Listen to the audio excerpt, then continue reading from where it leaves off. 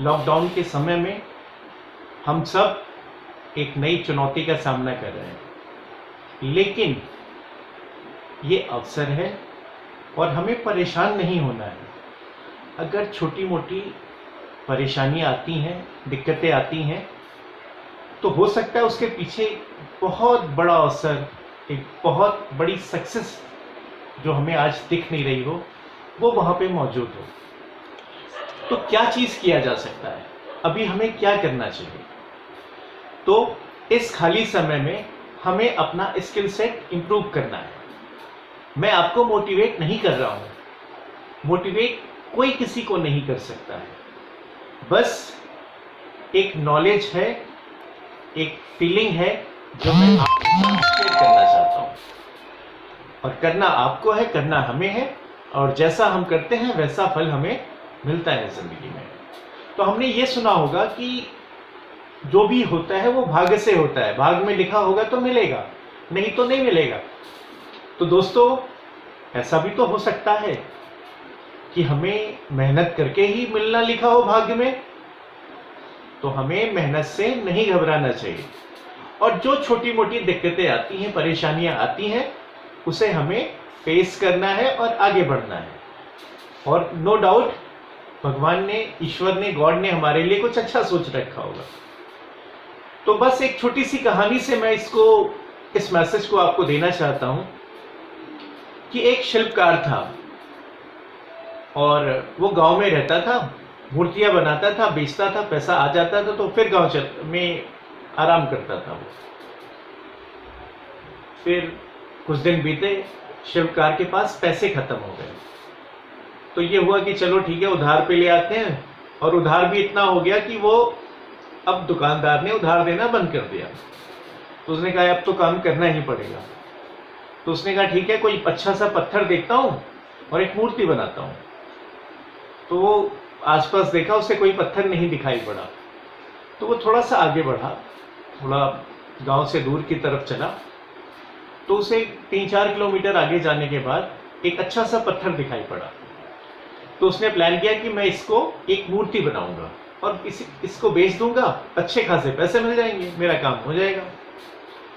तो उसने अपने टूल निकाले और जैसे ही पहला हैमर उस पर हिट किया, वैसे ही पत्थर चिल्लाने लगा, अरे भाई मुझे क्यों मार रहे हो, मैंने तुम्हारा क्या बिगाड़ा है, तुमको मैं जानता भी नहीं, मैं तुम्हें नहीं जानता, तुम मुझे नहीं जानते, क्यों परेशान कर रहे हो भाई, मुझे छोड़ दो, मुझे मत परेशान करो, मुझे मत मारो, मुझे ऐसे ही छोड़ दो।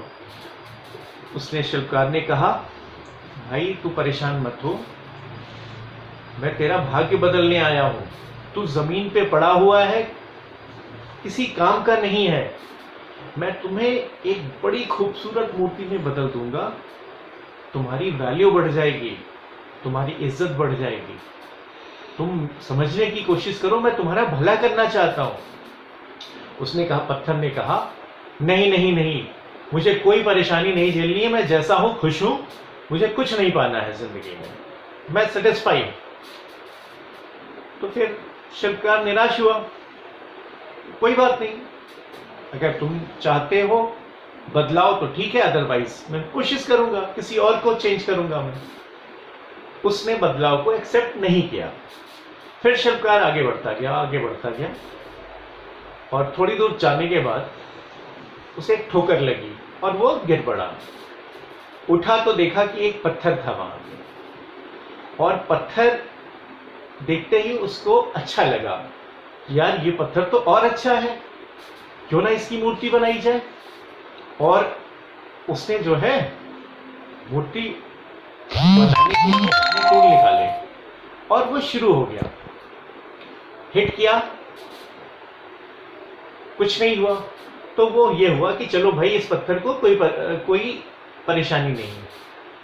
और वो जो है उस पर हिट करता रहा, चोटें लगाता रहा, कभी तेज कभी धीमे, ऐसे करते करते समय के साथ उसने एक बहुत खूबसूरत मूर्ति बना ली।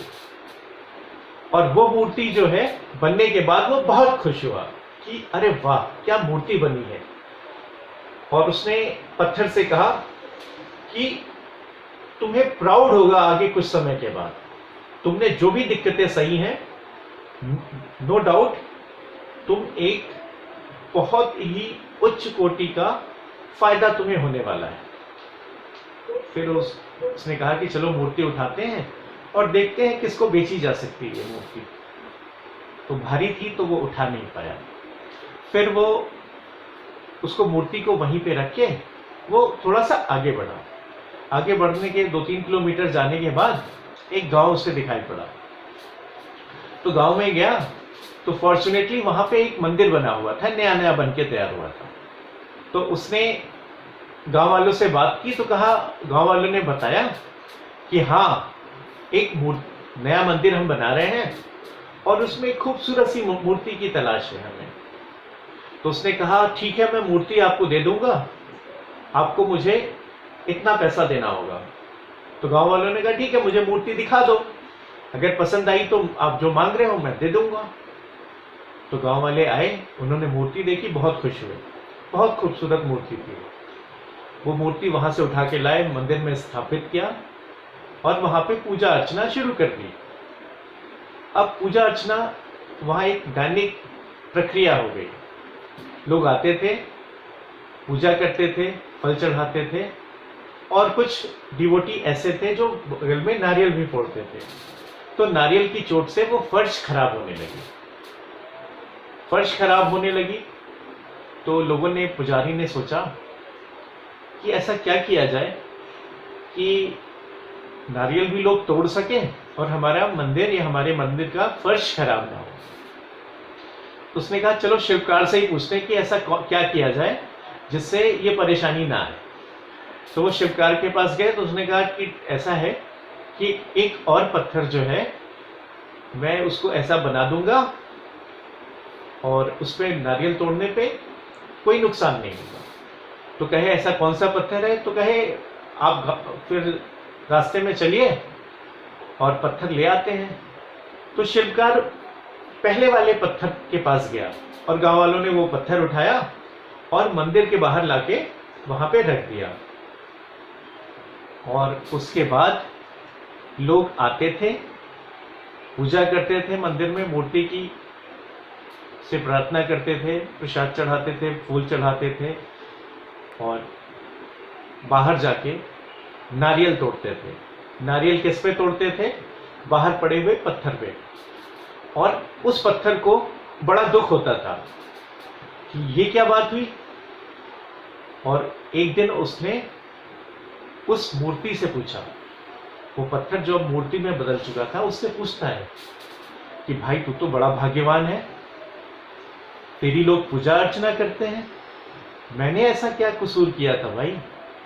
मुझे लोगों ने एक तो बाहर रखा हुआ है और जिसको देखो वही जो है आके मेरे को चोट दे जाता है, नारियल उठाता है, पटक देता है, मुझे बहुत दर्द होता है, बहुत पीड़ा होती है, मुझे तो अफसोस होने लगा है अपने होने पे। तो मूर्ति वाला पत्थर कहता है कि देखो पहला मौका तुम्हें मिला था, तुम्हें कुछ चोटें सहनी थी, बस कुछ मुश्किलें सहनी थी, लेकिन तुम नहीं सह पाए और तुमने अपने क्षणिक आराम के लिए उस अवसर को गंवा दिया।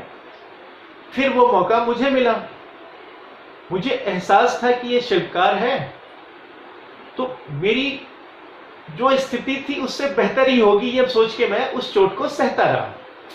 इंसान ने मुझे चोट दी, अब मैं पूरी जिंदगी इन इंसानों को अपने पैरों पे गिराता रहूंगा, ये मेरी पूजा करेंगे और मैं ऐसे ही आनंदित रहूंगा।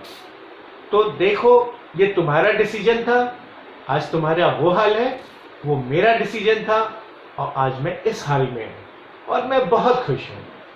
तो मैं तो धन्यवाद देता हूं उस समय का, उस शिल्पकार का, जिसने मुझे इस लायक समझा और मुझे एक रास्ते से पत्थर के एक मंदिर का पूजनीय पत्थर से मूर्ति बना दी। धन्यवाद। इसी तरह दोस्तों हमें अवसर मिलते हैं, हमें उस अवसर को पहचानना चाहिए, मुश्किलों से नहीं घबराना चाहिए और अपना बेस्ट करना चाहिए।